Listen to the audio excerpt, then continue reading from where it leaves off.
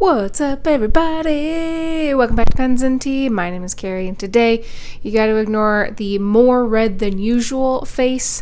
I just got back recently from a pretty long-ish walk where I also, big surprise, ended up at a bookstore. Like, why not? Because I haven't actually read Fire and Blood by George R.R. Martin. Obviously, like a lot of the world, I am currently watching House of Dragons. And to be fair, I kind of already knew most of what's in this book.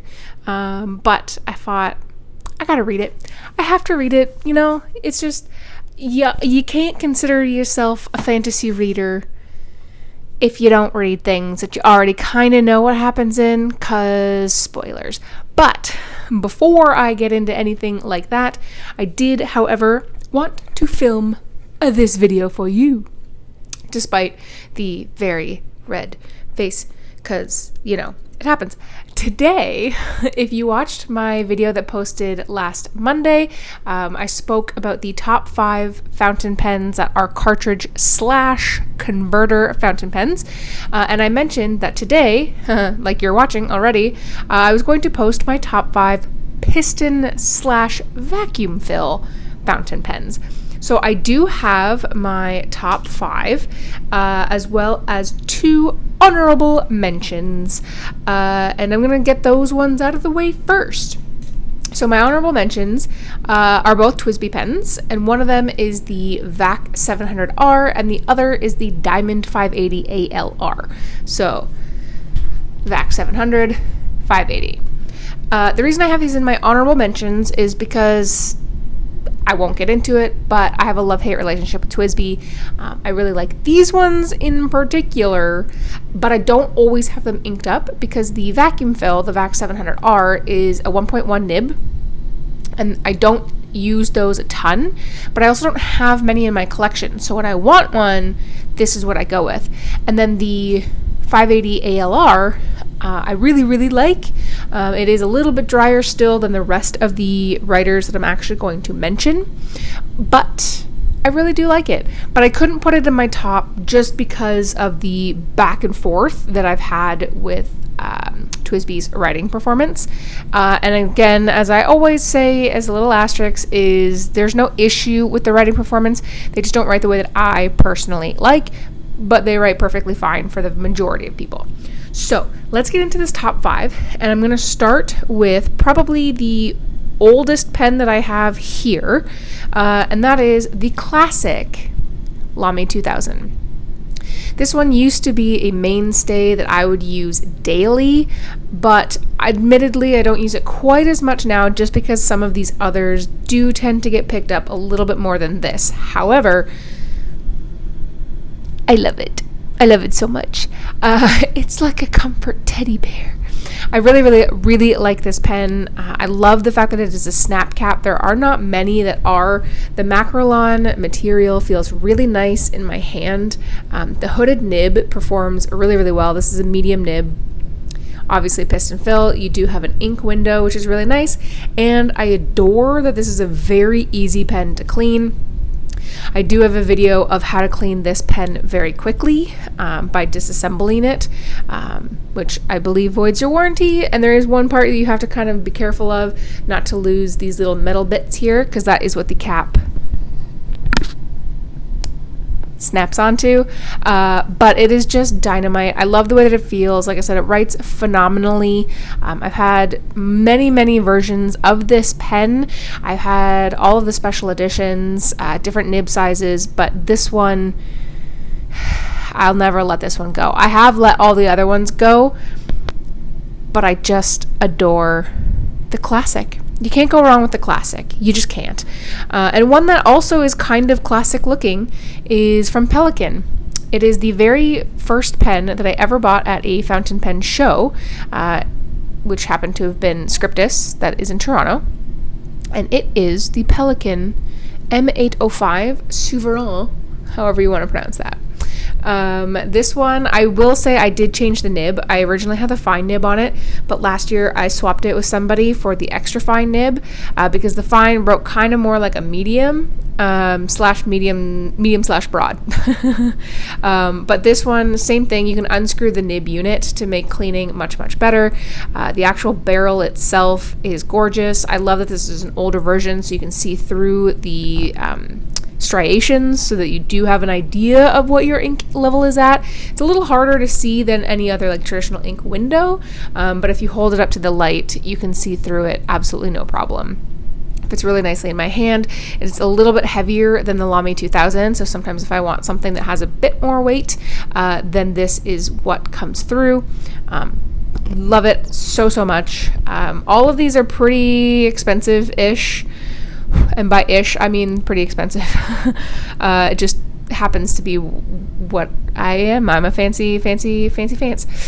So yeah, that is definitely there. And then one that, I mean, I'm sure you all know, and if you follow me on Patreon, you know kind of what to expect today, because I did do a spoiler video for you all, but the Pilot Custom A23. So this is a vacuum fill pen. The amber version has a medium nib. The smoke version has a fine nib. The smoke version is actually currently inked up with Pilot Iroshizuku Tsukiyo. These are phenomenal. Absolutely phenomenal. When I picked up the amber version, I fell in love with the pen.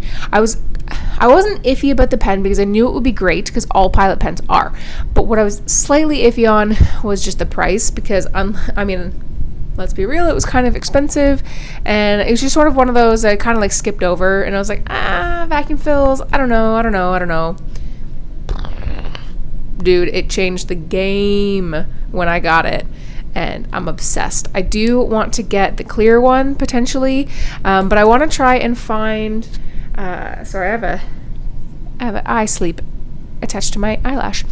I want to try and find the Falcon nib for this pen, and then get the clear version so that I can have a fine, medium, and a Falcon nib in my beloved Pilot Custom A23. Gorgeous! Then, one of the other pens that has a special place in my heart is the first pen that I ever got custom ground. And it happened by accident. I've told this story a couple times, where I wanted to purchase a fine nib, but they didn't have the fine nib in stock, despite the fact that online it said that there was. So they said they could get me a medium nib and then grind it down to be a fine. And I said, well, why don't we split the difference and do a fine medium and then make it really, really wet? And that is the Aurora Optima fountain pen. I have a couple different Aurora Optimas. I have the regular edition that you can still purchase in the burgundy here, which I mean is kind of my favorite. It's classic, it's stunning, just simply gorgeous. Like you can't go wrong. I did actually swap out this nib, so it doesn't have the fine medium nib on it anymore. It actually has a 1.1 stub, which you can't really see. And I swapped that nib from this version here, which is one of the 365 pens. So you can't get this version or the one I'm going to show you next. So that nib, actually, the medium fine one, is actually on this pen, and it does have a red ebonite feed, but it's so barely visibly red that you can't really notice it, even though this obviously is a blue pen.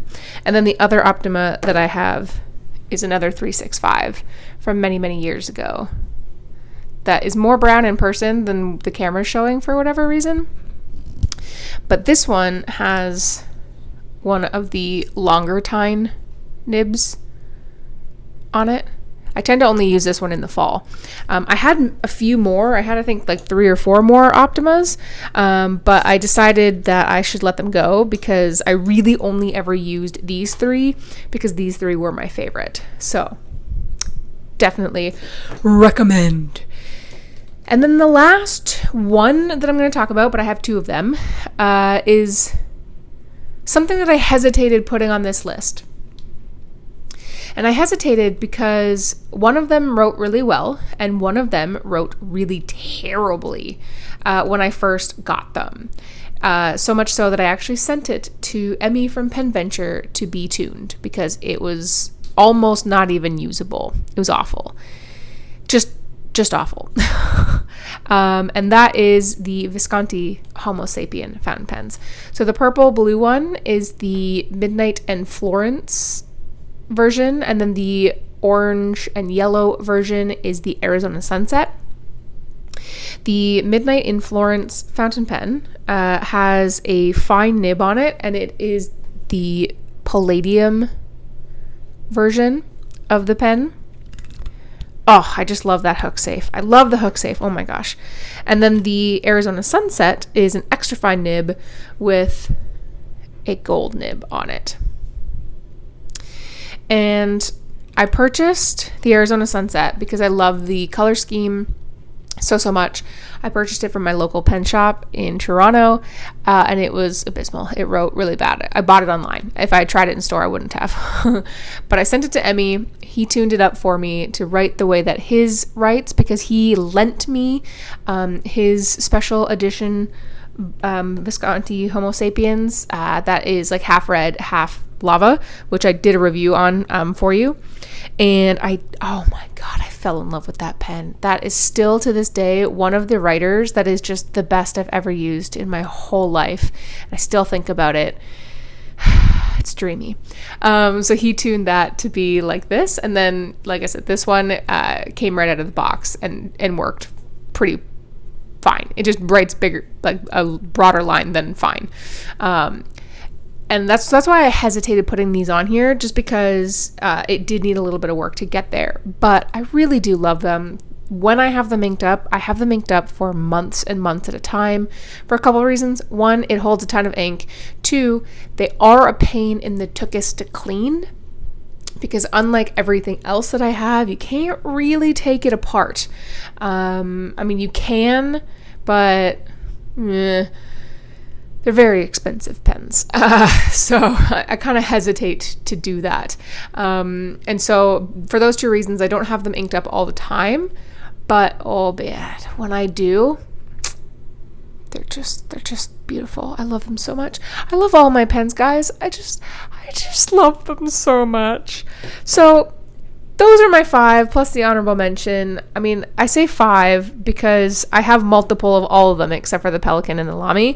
Like I said, I had more of the Lamy. I just never used them. I always went to this one. And then the Pelikan, I will eventually one day get an M1000. It's just mortgage payments come first, you know? Imagine that. #adulting.